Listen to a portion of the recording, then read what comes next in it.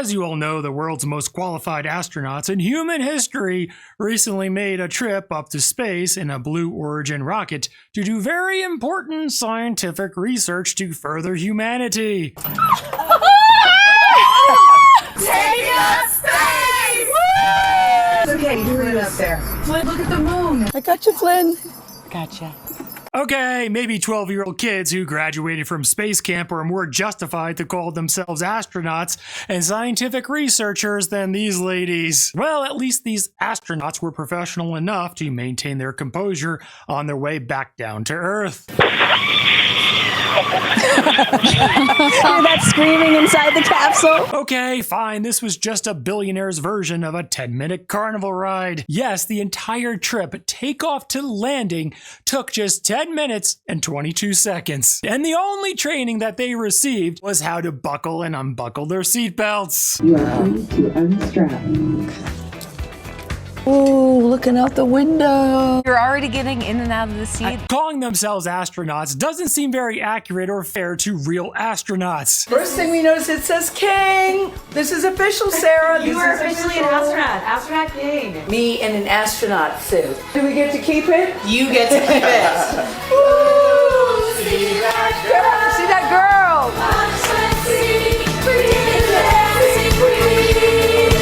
What's the saying? Chopping down one tree doesn't make you a lumberjack? A single brief experience doesn't make you a professional. However, the all-lady passengers, who are all basically millionaires and billionaires, thought of themselves as astronauts. To hear that I am an astronaut and an unbelievable thing you guys can now say that you are. And even referred to themselves to be just like Alan Shepard. I don't like that people are calling it a ride. We actually duplicated the route that Alan Shepard did. No one said he took that ride. This is a prime example of what's known in psychology as the Dunning-Kruger effect. Naturally, when someone begins to be involved in something new, their confidence begins to rise extremely high because they don't fully understand the complexity of the topic, which leads them to the peak of what's actually called Mount Stupid. It's called that because those at this stage believe they know far more than they actually do, despite having only superficial understanding. Their lack of awareness about what they don't know gives them a false sense of expertise, leading to overconfidence and bold claims,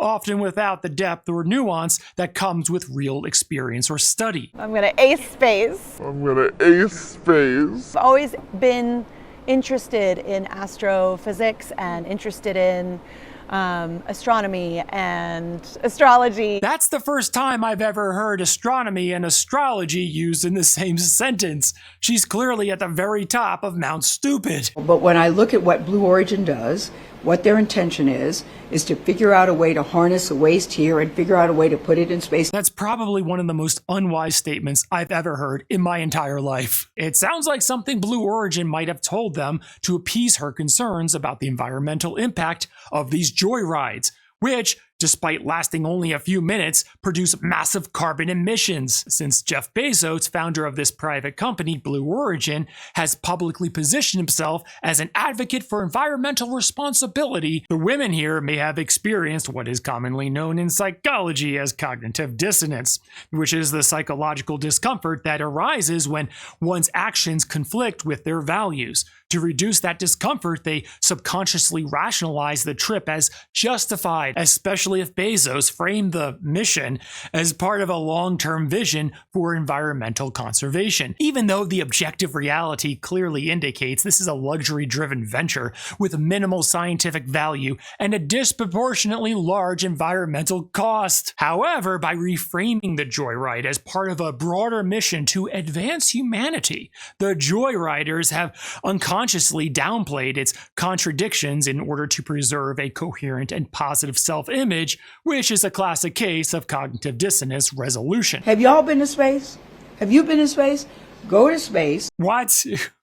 There's absolutely no way any sizable percentage of the world's population can ever afford to go to space in their lifetimes. And this just proves how out of touch the wealthy are with average people. You are an astronaut. You are officially an astronaut. You are an astronaut. You are officially an astronaut. Everybody gets a astronauts. Of course, Blue Origin's business plan is to sell this space experience to millionaires and billionaires, so they seem perfectly happy to exploit the astronaut title to get more people to sign up for this very expensive joyride. Instead of commercializing the Titanic, they're now commercializing space with big windows. Big these windows are. One of the cool features of this capsule, the largest windows of any spacecraft. Where have we heard that before? Oh yes, this guy. These windows are 9 inches thick, and if they go, it's sayonara in 2 microseconds. Plexiglass, 7 inches thick. Christ, that is bullshit! Acrylic's great because it squeezes in, and before it cracks or fails, it starts to crackle. And so you get a huge warning if it's going to fail. He's got no instincts. What could possibly go wrong? All this comes down to is the rich have way too much money to spend. I believe it's pretty much invulnerable. And that's pretty much what they said about the Titanic. That's right.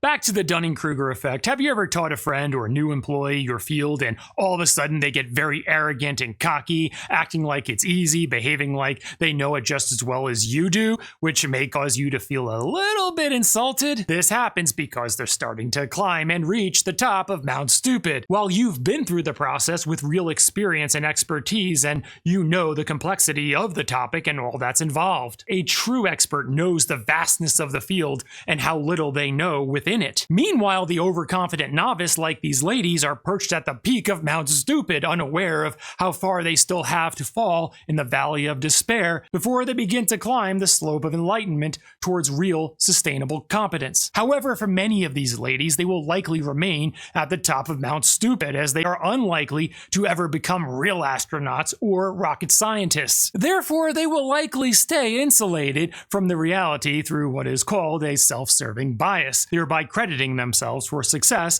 while ignoring the external factors that made it possible, all to preserve their inflated sense of competence and avoid confronting the limits of their knowledge and understanding. They're calling themselves astronauts and comparing themselves to space pioneers like Alan Shepard, but they are nothing like Alan Shepard or any of those space legends. Take us space! Alan Shepard was the first American in space. He was an accomplished naval aviator and partially controlled his space capsule once in space. They didn't have all the remote technology that they do now. At that time, they didn't know for sure what would happen to Alan Shepard, where they would rocket him up there and maybe he'll never come back down.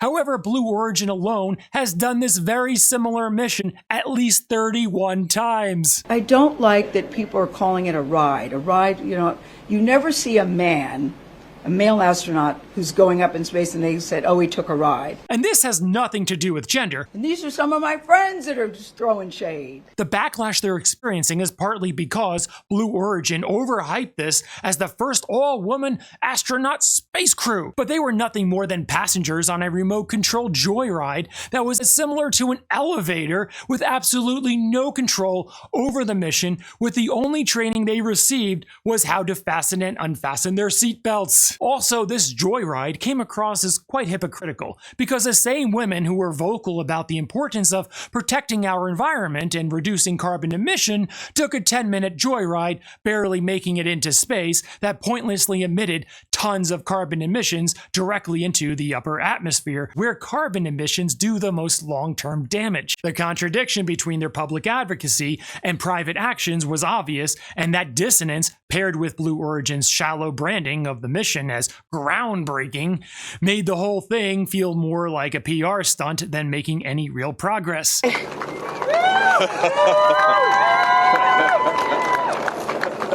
Katy!